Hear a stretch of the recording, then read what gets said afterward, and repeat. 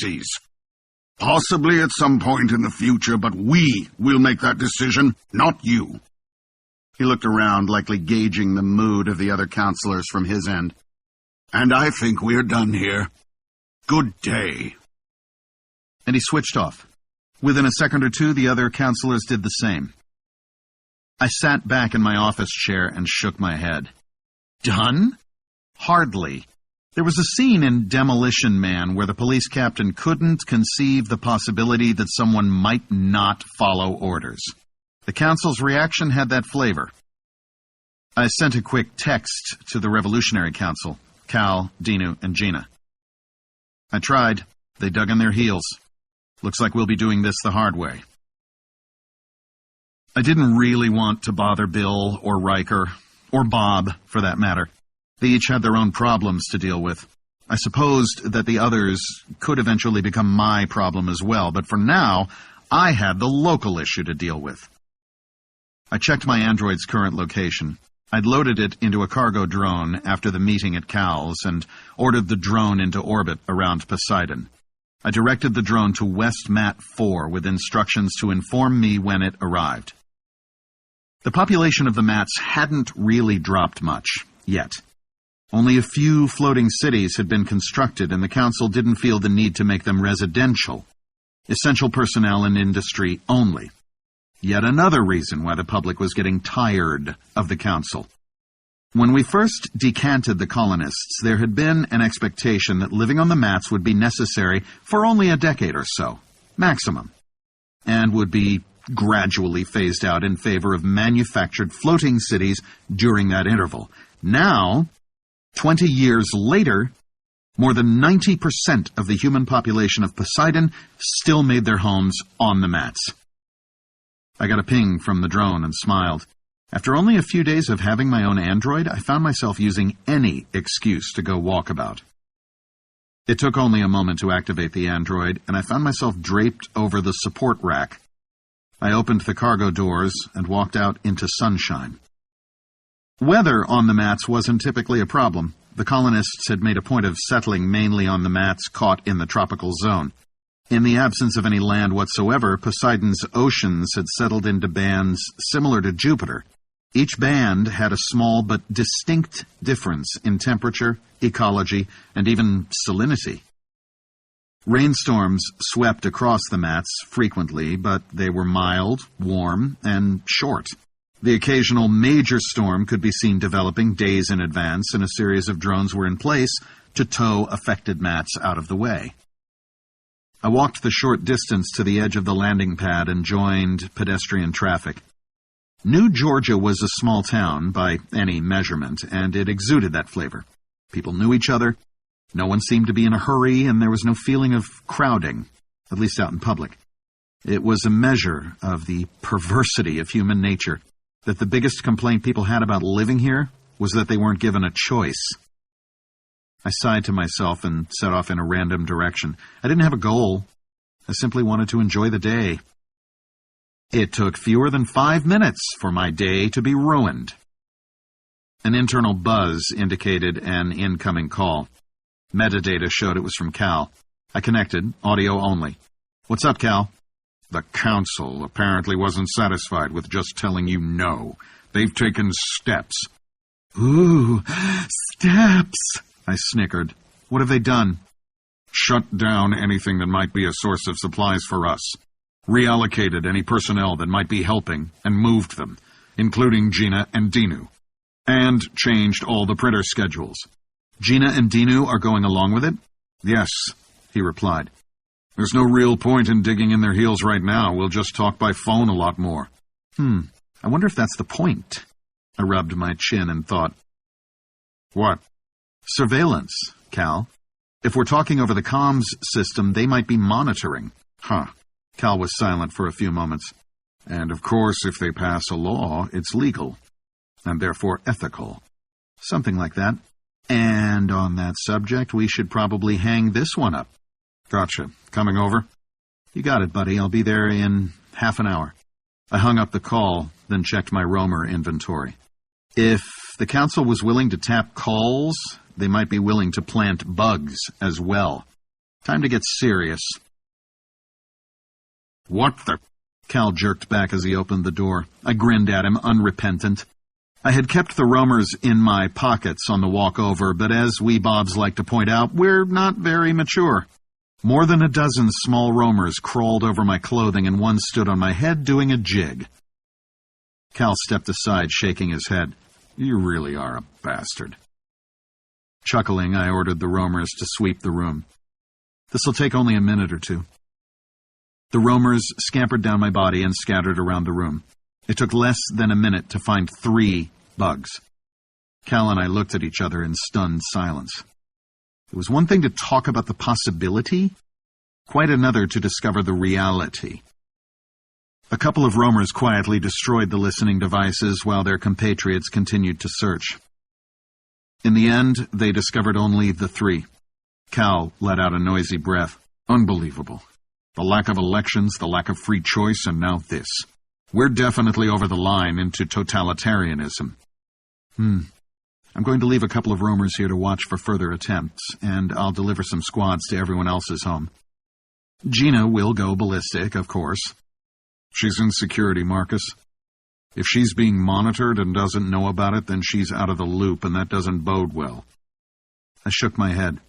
Consider the possibility that this is a regular thing, and she's just not high enough in the bureaucracy to know about it. That's sort of worse in a different way, of course. Cal waved off the comment. Yeah, fine. Now, flying cities. Given the Council's reaction at my meeting with them, I think just introducing the cities will be provocative enough, I replied. And if not, if they do nothing, we win by default. And for now, we just lie low? I nodded. The fun will come to us, I think. I pulled an item out of my backpack. Meanwhile, here's our new communication system. Scut Tech, encrypted and infested with nanites. If someone tries to dick with it, they'll get a nasty surprise. Cal took the device, carefully touching it only with the ends of his fingers. I laughed at his obvious discomfort. Come on, buddy, give me some credit. The nanites will recognize attempted tampering. You're fine. He shrugged and gave me a lopsided grin. Dinu and Gina getting the same thing? I nodded. No matter what we do, the phone system won't be secure. We can't protect it end to end. Cal sighed and placed the comm unit on his desk. Remember that line I said we hadn't crossed? Uh-huh. I nodded. I can see it in my rear-view mirror. We are now officially revolutionaries. Yee-haw. 9. Tension. Howard, February 2218, Vulcan. You should leave my mother alone. I'd been casually examining a storefront display at the mall, so the comment coming out of nowhere made me jump. I turned around to find Rosie, Bridget's eldest daughter, glaring at me. What? Oh, great! Come back, Howard! Brilliant! You're a machine. You're not even human. My mother needs to get over the death of my father and move on, but not with a machine. Here we go. My fertile and somewhat anxiety-ridden imagination had pictured something like this. I wasn't particularly happy about the validation. Rosie, the two aren't mutually exclusive. I, the real me, am human. Spare me all the scientific double talk. You're a recording of a human. I'm not interested in debating the issue. Then why are we even talking? What? Rosie blinked rapidly and drew back slightly. I seemed to have managed to derail whatever speech she was gearing up to. I noted out of the corner of my eye that we were attracting an audience. Several passers-by had stopped to watch the drama, and at least one person had their phone out. I wondered if I qualified as a celebrity. Rosie, I continued, trying to ignore the gawkers. You may not be interested in a debate, but I'm equally not interested in standing here being lectured at. To coin a phrase that was around when I was young, you're not the boss of me. And more to the point, I think your mother is freely choosing to associate with me. And I've told her exactly what I think of that. Rosie was almost spitting the words. But you've gotten her all twisted around. Oh, freaking hell, I exclaimed, rolling my eyes. Have you met your mother? Have you ever tried to get her to do something she didn't want to? I waved a hand dismissively. Look, I don't want to get into a confrontation with you, mostly out of respect for your parents, both of whom I love and loved dearly. But Bridget is an adult and able to make her own decisions. I'll stop seeing her when she says so. You don't get a vote. And that was it. We stood there glaring at each other. Any hope of discussion or understanding pretty much skewered, possibly permanently. After a few more moments of impasse, Rosie sneered at me and wordlessly stalked off. Well, isn't that just peachy? I looked around at the small crowd that had gathered. No one would meet my eyes, and they swiftly dispersed. I resumed my aimless wandering, trying to get back into the window-shopping mood, but couldn't put Rosie out of my mind. And some of the looks from my erstwhile audience had been hostile. Obviously, I had been recognized. I began to wonder what I would do if this drama spilled over onto Bridget.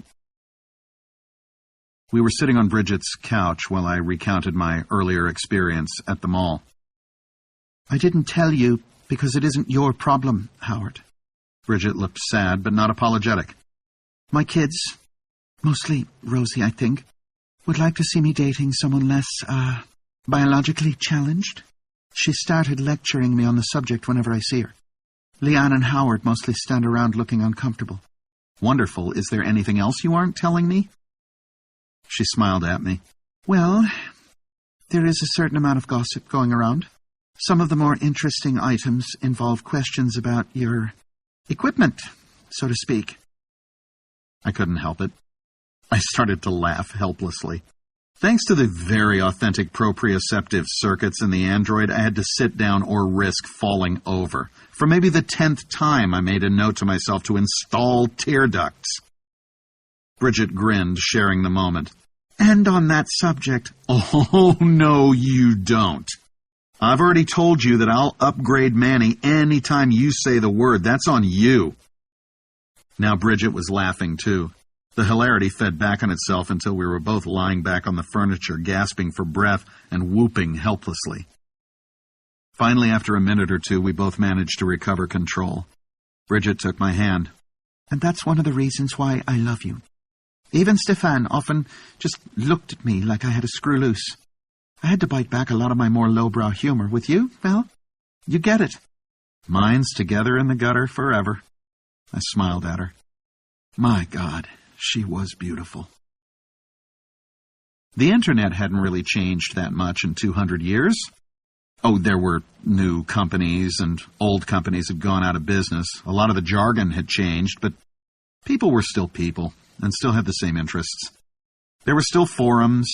You could still follow someone. Everyone still had a personal landing page on any of several different platforms, and blogs were still popular.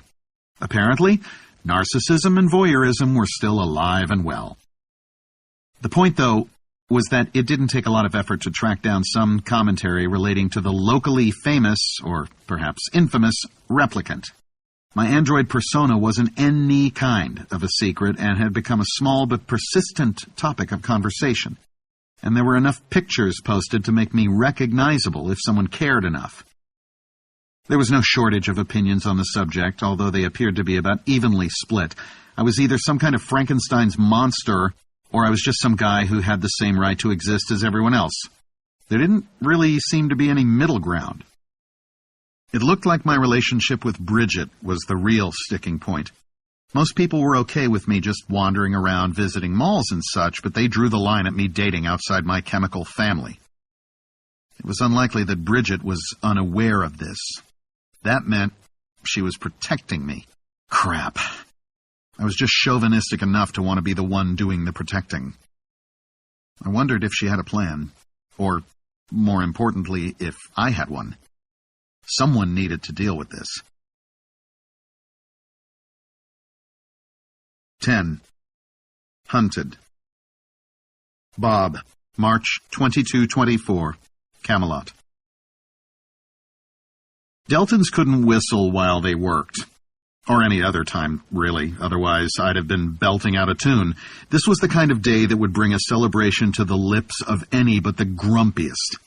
Up with the dawn, a breakfast of berries and eggs, a couple of hours warming ourselves in the morning sun. My android body didn't require any of that, of course, but the neural interface was more than good enough to give me the same pleasurable experience as anyone else.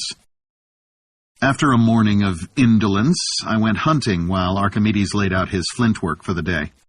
With a little luck, I hoped to bag the local equivalent of a turkey. Archimedes and his family were more than generous and had treated me like one of them right from the start. I wanted to give back whenever possible.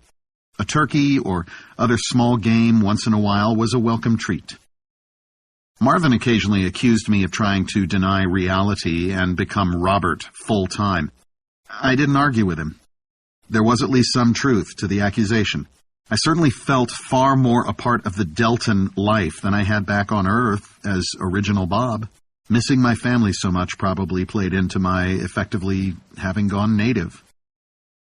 In the middle of my idle ruminations, my heads-up display flashed an alert. Movement in the immediate vicinity. I called up one of the many spy drones that kept my Camelot VR up to date and redirected it to center on me. At computer speeds, it took less than a second overall to realize that I wasn't being stalked by wildlife. It was Fred, and 4 friends, and they were obviously intent on me. I could just busterize them, of course, but even with an obnoxious tard like Fred, I couldn't stomach casual murder. I could also very likely take them on and win, but it would completely blow my cover.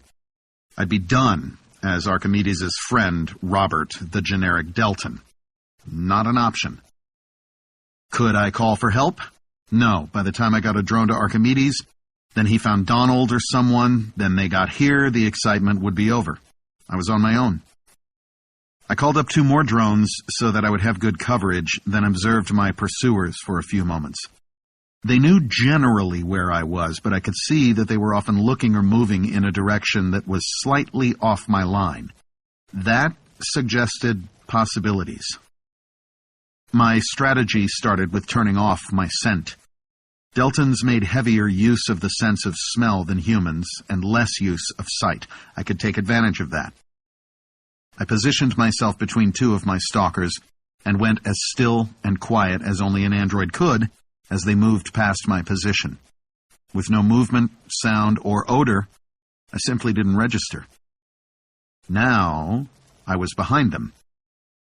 I noted Fred's position and moved around the perimeter until I was close to him. If he moved away from the group at any point, he was mine. The cordon eventually tightened until everyone could see each other. Fred threw his spear down with rage. We had him! By the balls of my ancestors! How in the next life did you let him get through? How do you know it wasn't you, Fred? One of the hunters, apparently fed up, challenged him. In a streak, Fred moved in and knocked the speaker to the ground. He picked up his victim's spear and held it to the Deltan's neck. Mouth off to me like that again, and we'll be serving you for dinner, Kutsi. Wow, what a jerk. It occurred to me that I might be doing the Deltan species a favor by removing him from the gene pool. The hunters cast around for a few more minutes, but I simply moved out of their range and watched from the drones. Eventually they gave up and started back toward Caerleon, with Fred mouthing off constantly. I followed them about halfway to the other village, but sadly, Fred stayed with the group all the way. I'd have to arrange a meeting myself. I returned all surveillance systems to normal and headed back toward Camelot. A quick command to a couple of drones ensured that I wouldn't be taken by surprise by anything. This whole situation would require some thought, and I knew myself well enough to realize that I could walk right off a cliff when I got into this mode. I walked along, looking down at my feet as I thought. Fred was truly evidence that jerks came in all shapes, sizes, and species. But what was setting him and the rest of them off like this? They weren't behaving this way for the fun of it. The behavior was too consistent for pranks. They had the same hunting prospects as us, The same access to tubers, maybe even a little better than Camelot in that area. I made a note to check out Caerleon using drones. Maybe I could pick out something significant. I still had the unfinished chore of hunting lunch, though, and I'd wasted far too much time waltzing with Fred and his goons. With a shake of the head, I sent my drones out to look for some small game in the area. It was cheating, but I was running behind, and people gotta eat. Sounds like Fred took it personally. Donald grinned at me. Well, no one likes being punched out, but I didn't expect him to come hunting for me. Donald and I were sunning ourselves at Archimedes' flint working site while he did his best to ignore the two of us. Buster worked with his father, roughing out some of the easier tools for Archimedes to finish later. Buster had little interest in flint working as a career path, although he had his father's dexterity and was pretty decent with the basics. Buster liked to hunt, and his weapon of choice was a bow and arrow. He was easily the best shot in the village, possibly in both villages. But Buster also loved hanging with his father, and if helping with the day's work sped things along, then that's what he'd do. These three were very probably my favorite people on the planet. Too bad he didn't give you the chance to slit his throat. You'd be doing everyone a favor. I shifted my position while I considered my reply. I doubted I could just coldly cut someone's throat, but how to explain that 21st century sensibility to Stone Age beings? The thing is, Donald, we know it's not just Fred. He may be taking to it with enthusiasm, but there's more to this. Donald lay back with his hands behind his head.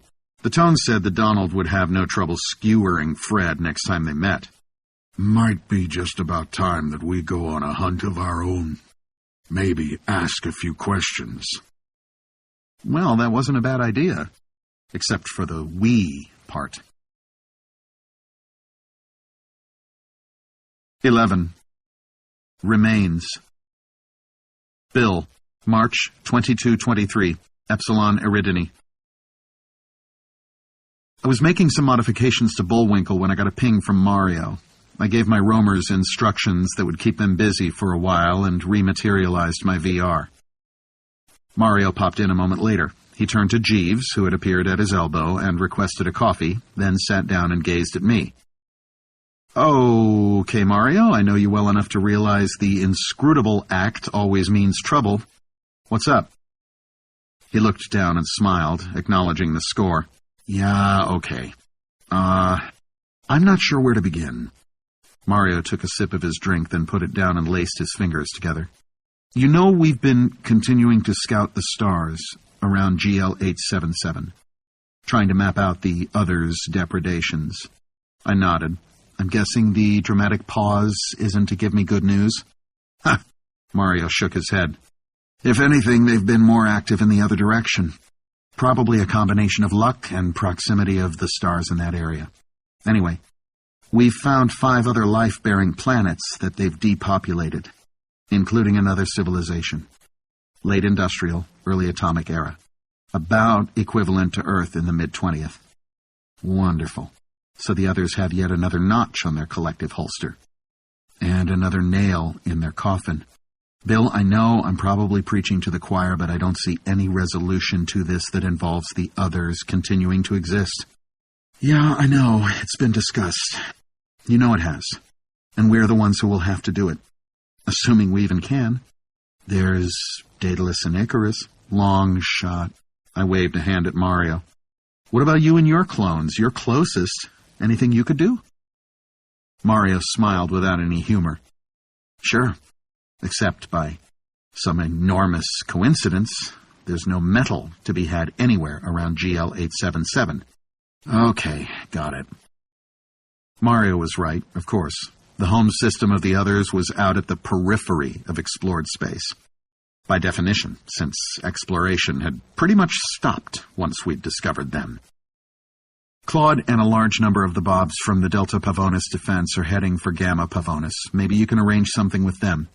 Mario looked at me with one eyebrow raised. I nodded, then grimaced. "I'll do that, Mario, but I think Claude took the defeat really hard. I'm not sure he's going to be entirely rational where the others are concerned. His talk was all about defending Gamma. Well, you have a few more years until his group gets to Gamma. Maybe come up with a sales pitch. I sighed. If there was a hell, it was in sales. 12. Funeral for Julia. Riker, October 2218, Vulcan. I was going through the latest production reports from Charles when I received a call from Justin Hendricks. With a smile, I dropped the reports. Talking to family was always top of the priority list. Justin had grown up. Space Cadet Justin was now a ship's captain in the New Jerusalem Space Corps. The thought brought a chuckle. The Space Corps consisted of a half-dozen cargo and transport vessels based loosely on the version 2 Heaven design. Dexter, the current Bob in residence, had been aggressive about making the colonies independent of replicant support. The Omicron Squared Eridani system's twin planets now featured settlements from 12 different enclaves, and all of them had at least one vessel. Dexter was still hanging around the system, but demands on his time were down to a couple of items a week. I had a smile on my face as I picked up the call, but lost it when I saw his expression. Justin's eyes were glistening with barely controlled tears. "Uncle Will, it's Mom. She's in the hospital. It's bad." I stepped out of the cargo drone and looked up at the hospital building. Then I looked down at my hands and at my feet. Howard had lent me Manny without hesitation when he heard. It took slightly more than an hour to fly Manny from Vulcan to Romulus. This was my first time in an android, and I was nervous. It occurred to me that Howard's first use of Manny was because of very similar circumstances. I hoped that wasn't a trend. Sadly, with ephemerals, it probably was.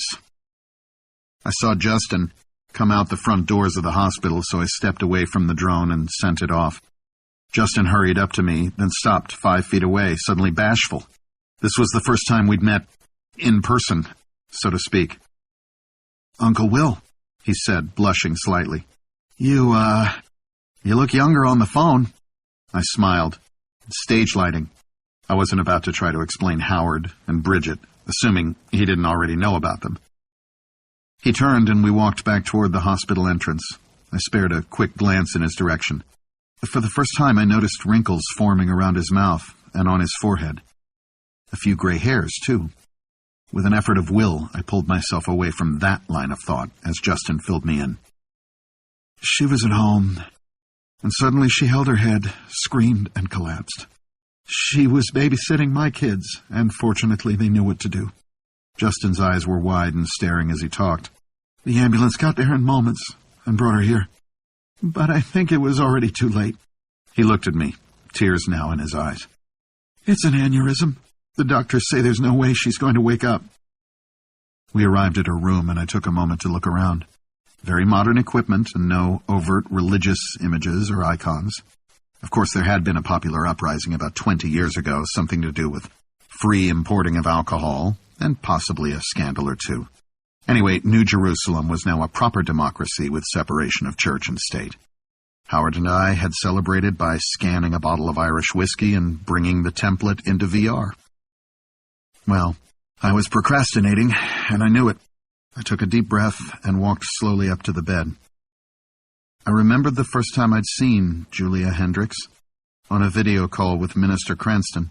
I remembered the stomach-dropping shock as I looked at an almost perfect likeness of my sister, Julia's several times great-grandmother.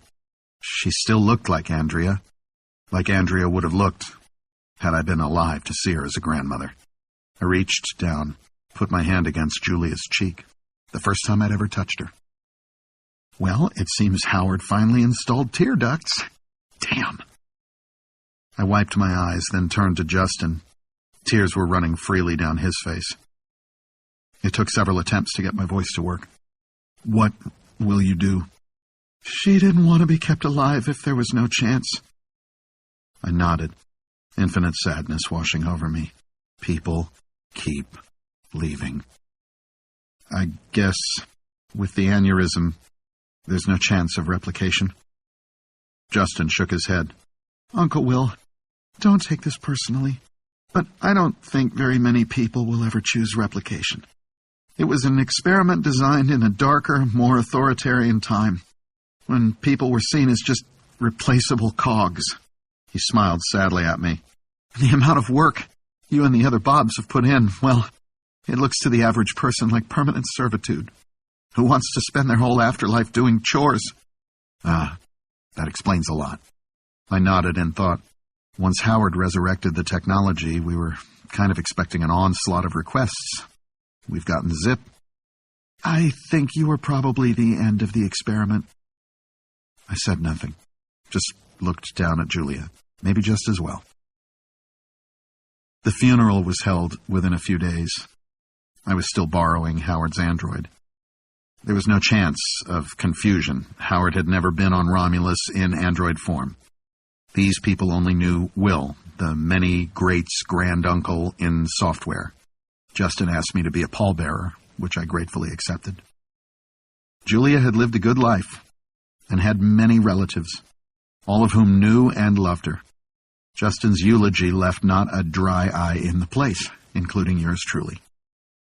I was the center of attention for most of the reception.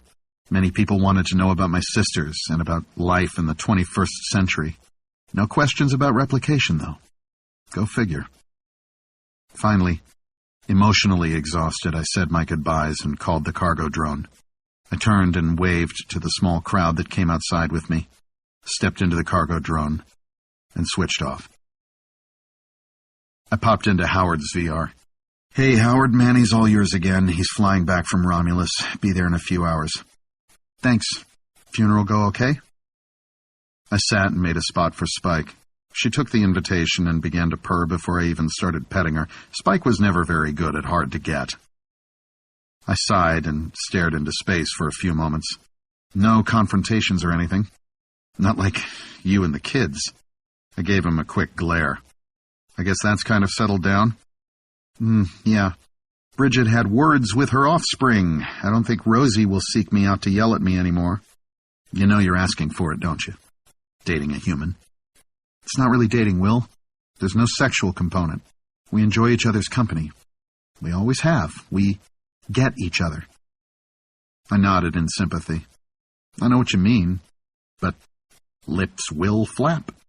Howard laughed. Screw him. I'm happier than I've been since before Jenny, actually. Jenny's long dead, Howard. Eventually Bridget will be as well. I shrugged apologetically at Howard's sharp look. Sorry, I think the funeral has me a little down.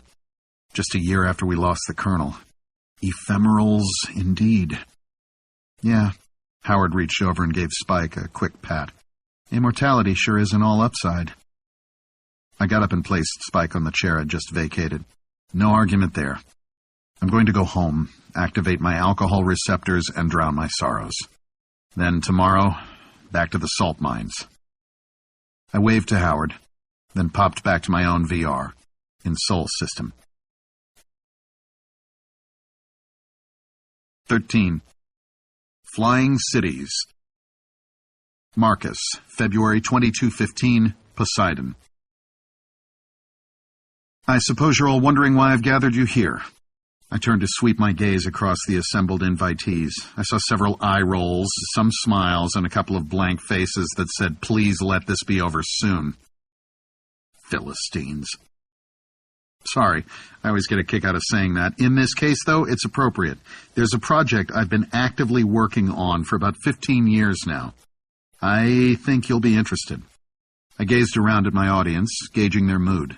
I noted that several of them were peering back at me with at least as much interest. Very few people had seen me walking around in my android body as yet. I'd arranged this meeting on a remote section of the Great Northern Mat, about 3 miles from the population center of New Malay. Personal flyers sat, parked randomly on the thick vegetation surface. The invitees were a heterogeneous mix of security, administration, and technical people, as well as a few individuals with no credentials at all except that I liked and trusted them. My friends, whom I'd come to think of as the inner circle, stood off to one side. They'd declared that this was my show, and they would stay out of it. I tried to suppress a grin, then gave up and let it come. And why not? In effect, I was about to create a new nation. "Okay, Marcus, this is getting old. Give." That was Yoshi, a senior infrastructure engineer and one of Cal's friends from work. "You got it, Yoshi. Ladies and gentlemen, I give you the flying city of Helium." As I said the words, I brought the city down through the clouds to hover 50 feet overhead. Well, okay, city was a little trumped up. It would be the size of a double lot in any suburban setting. Circular, about 100 feet in diameter, the floating platform was flat on the top side, covered with a clear Fibrex dome, with a series of hemispherical protuberances arranged radially on the underside. "I will be dipped in shit." Yoshi's mouth hung open. He turned toward me, eyes goggling. "Okay, I'm impressed. How's it work?" "Not like the Flyers." "No, of course not. No turboprops. Or helium, ironically. Helium, the city, uses a series of surge coils." "But that can't be right. Gravity is always nullified in a surge field. This isn't supposed to be a free-fall city, is it?" I laughed. "No, Yoshi, no zero-G. The field doesn't envelop the city. The surge coils are set up almost like the VTOL fans on your Flyers. They provide lift, nothing else. That's those hemispheres on the underside." "Damn." Yoshi's eyebrows were starting to come together in the signature engineer frown, a sure sign that he was starting to think things through. He turned to face me squarely. "So, what you said before, this isn't going to be offered to the colony?" "Not quite. This won't be offered exclusively to the colony administration. I don't want them controlling it. They've already got too tight a grip on things." I shook my head slowly.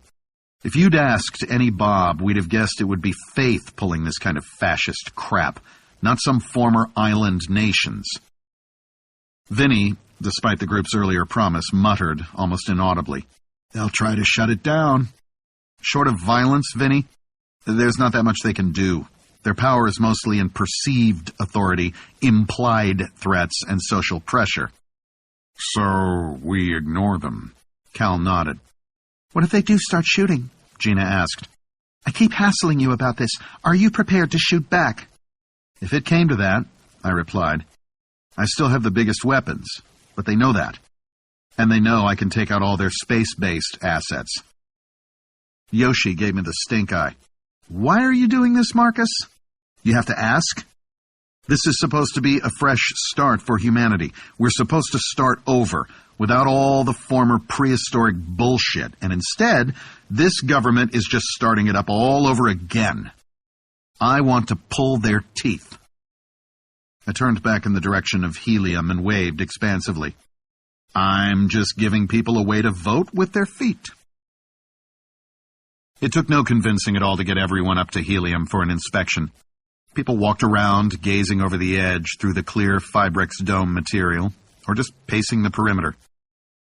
"It's a little short on buildings," Cal said, smiling at me. "I'm not really sure to what extent we need them," I replied. "With the dome, this is completely climate-controlled. No rain, no cold, no snow. Beyond basic privacy requirements, you could just live al fresco." I stamped my foot on the bare metal surface. "We could put down a layer of soil and have grass everywhere." Cal nodded. Gina cut in. "What you have here, Marcus, is a basic framework. Very nice technical proof of concept, but it needs a few things. Cargo bays, landing bays, and garage for Flyers, evacuation pods, emergency equipment, weapon emplacements, food storage, kitchens." "And she's off." Cal laughed and inclined his head at Gina. "Well, it's my job." "That's fine, guys," I said. "And Gina's right. A fully usable and livable city has to have the infrastructure for people to live and do their jobs. So, I'm open to suggestions. With your help, version 2 will be move-in ready. Also, bigger, of course. You need enough room for a community to work as well as live."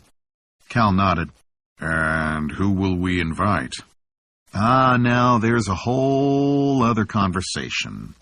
I'd been waiting for someone to bring that up. I have some notes.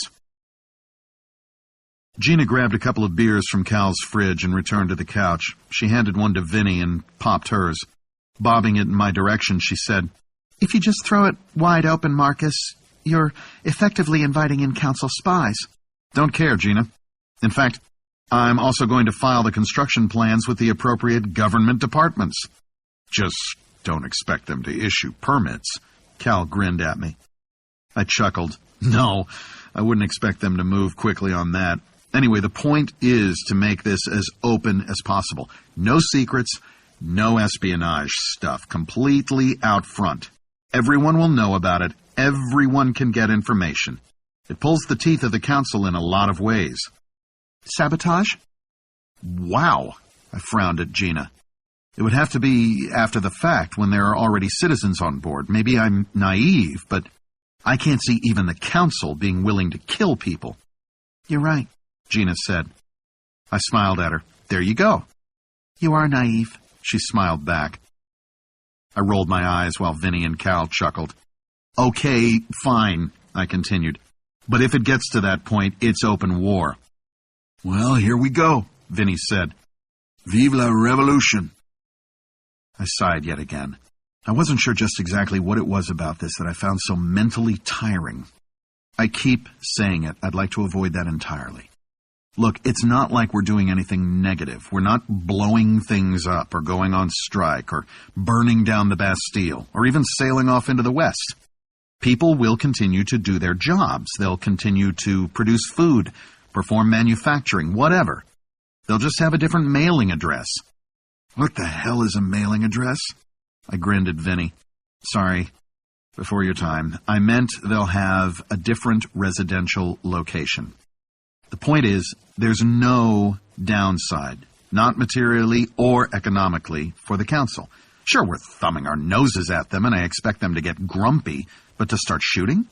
Killing people? I shook my head. I'm not saying it's impossible, just that it would pretty much end any credibility they might have up to that point. Gina rolled her eyes. Marcus, you're a loner. You always have been, the way you describe it. And you've never sought power. But some people need power, and they need to have power over someone. Preferably lots of someone's. Taking away the council's subjects, which is what you'd be doing, is a declaration of war. I grinned at her. Ever the optimist, I love your Pollyanna view of humanity. Kidding aside, Marcus, when I say war, I mean the first thing they'll try to do is take you out. You're not immune, or off limits, or anything. And when the bots show up in a decade or two to investigate, they'll be met with a fait accompli. You're going just a little overboard, aren't you? She cocked her head at me. Don't make the common mistake of thinking your opponents are stupid just because they don't see things your way, Marcus.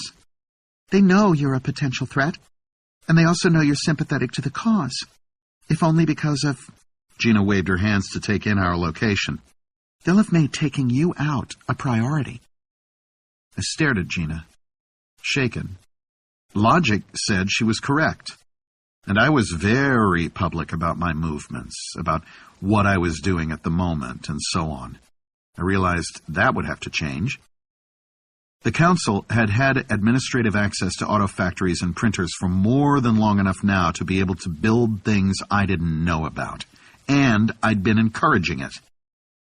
Okay, Gina, you win. We'll start taking this seriously. I looked around at the others. So, what's the next step? At this point, the ball is in their court, Gina replied. On the other hand, your end run around them with the flying cities isn't something they can ignore. I think, as you say, the fun will come to us soon enough. 14. Friends.